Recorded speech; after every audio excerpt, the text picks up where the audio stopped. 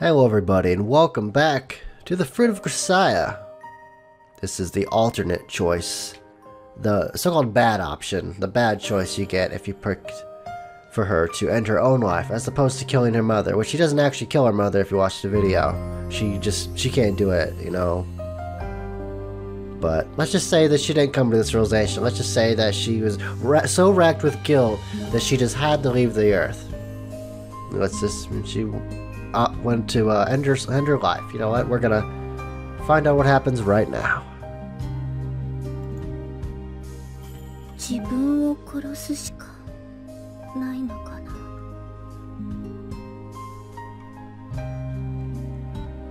I'm the only one to blame here. Mom and Dad didn't deliberately get hit by the truck just to make me suffer horrible nightmares and traumatic flashbacks. I came down with PTSD all on my own. My death would, I suppose, allow a clean escape from the constant torment of my own conscience.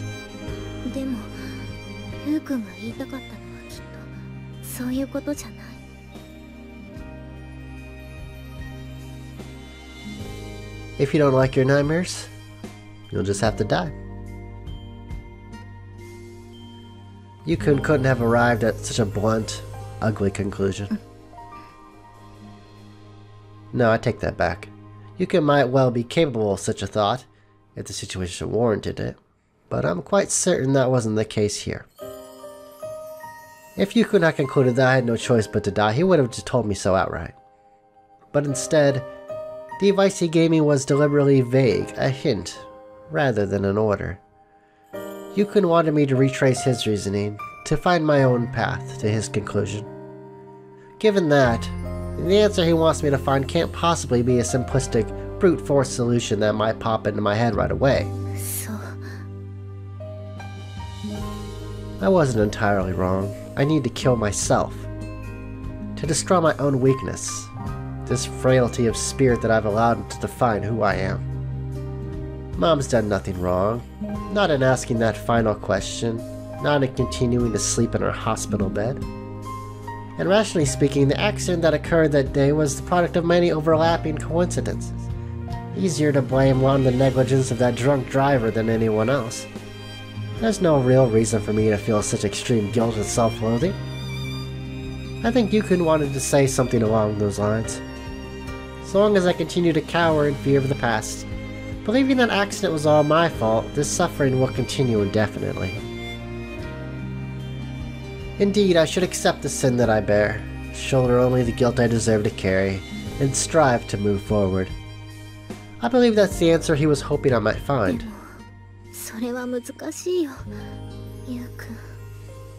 Hey, nothing easy is worth doing. All the hard stuff, that's the good stuff. Truly accepting something is different from merely resigning yourself to it. I can't simply erase my regrets. Even now, the words, "if only I listened to my parents on the day," are running through my mind. In the short term, I think it's unlikely that I'll be able to just move on and embrace a positive mindset. But even so, Yukun said that he believed in me. I won't make him regret that trust. It may be a long, hard road, but somehow I will overcome these nightmares. As a child, that proved impossible, but today, I have Yukun. Not to mention Michiru, Maki, Amane, and Sakaki. They'll all stay by my side no matter how long it takes. Therefore, I know I can be strong. Therefore...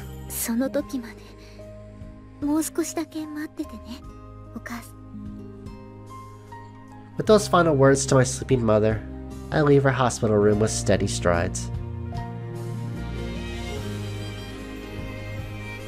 Almost 6:30, huh? It's been over 5 hours since Sachi told me, well then, I'll be on my way, and left the dorm. There's been no contact from her or the hospital since then, so I think it's safe to say she successfully managed to visit her mother. Right about now, odds are she's sitting next to her mother's sickbed, or perhaps already making her way back to the dorm. In the end, sitting and waiting finally grew too frustrating to endure, so I came all the way out here to meet her. It's not that I don't trust Sachi, I just want to be there to reassure her as soon as I possibly can. To reward her bravery in facing up to everything she's avoided for so long. To hear the answer she's found, pet her head, and tell her, well done. Then again, I don't know what conclusion Sachi's going to reach after seeing her mother for the first time in years. I gave the poor girl a pretty nasty excuse for a hint, if I do say so myself. But simply explaining my reasoning and dropping the answer into Sachi's lap wouldn't have changed anything. Before she can accept the truth, she needs to fight through her own hardened preconceptions.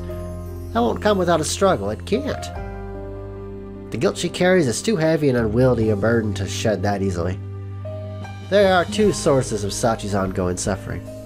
First, her bedridden mother, whose unfinished final question perpetrates Sachi's fear of her parents' hatred. Second, Sachi's own guilt-ridden heart, still branded with an irrational conviction that accident was all my fault.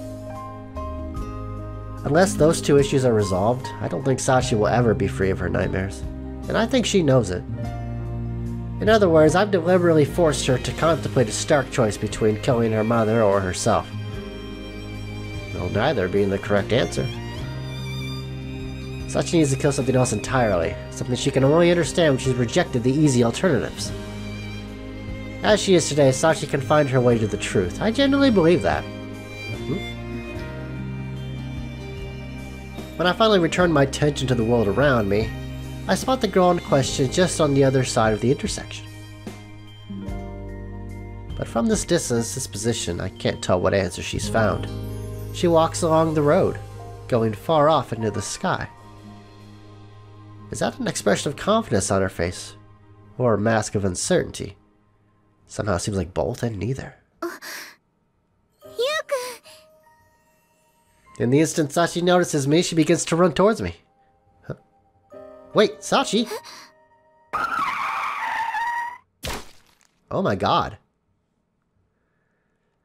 The truck barrels past the green light into the intersection, tires squealing harshly against the pavement as the driver slams on his brakes. A fraction of a second later, there's the dull thump of impact. Struck by a vehicle easily over a ton in mass, Sachi's flung through the air too fast, too far. When she lands hard.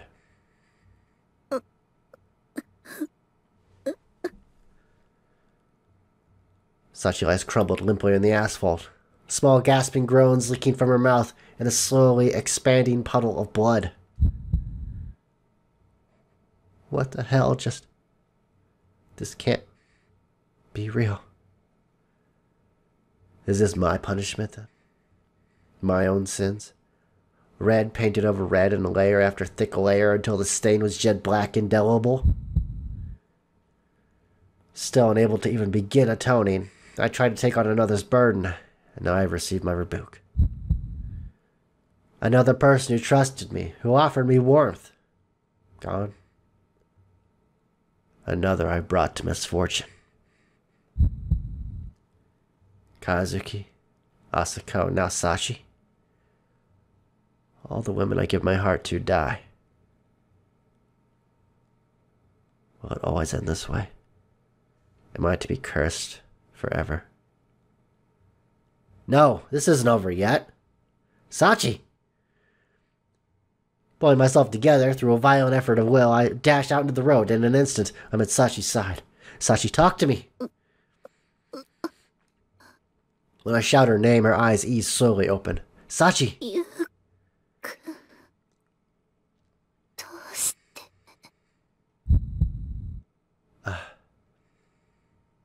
Now, only now, do I finally understand.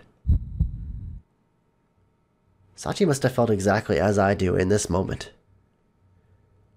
As if my heart's been gouged out of my chest, still beating. I'll carry this with me from now on, from every moment of my life, waking or asleep. The not knowing.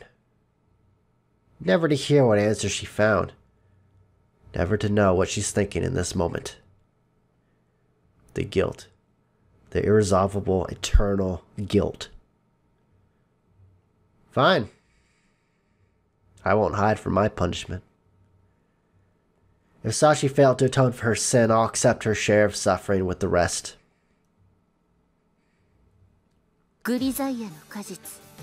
That was short. Okay, well that was the bad ending. And I got kind of a bone to pick with that ending because that ending actually made more sense than the first ending in terms of her coming to accept everything that, you know, it wasn't her mother's fault, it was all on her. That I was more happy with, but then the ending where she died the same way her parents died, I don't know, that was just lazy, rushed, you know, that was a really rushed ending, I think, and I don't know. I mean, I get it's a bad ending, it's not supposed to be, you know, as good as the good ending, obviously, in terms of story, but I didn't like it. I thought that like the way she was talking to her mother, well, to herself, I guess, in the hospital, that should have been in the good ending. That makes the most sense. Obviously, her dying was not good, but that's what happens. Yeah. Well, yeah. Well, there you go. Now you've seen both endings to Sachi's route. And with that, Fruit of Grisaia is officially done. For now, anyway. I don't know. I might come back to it in the future for another route, but right now, taking a break. Starting another game at some point. So yeah. I'll see you there. Take it easy, guys. Have a good day, and God bless.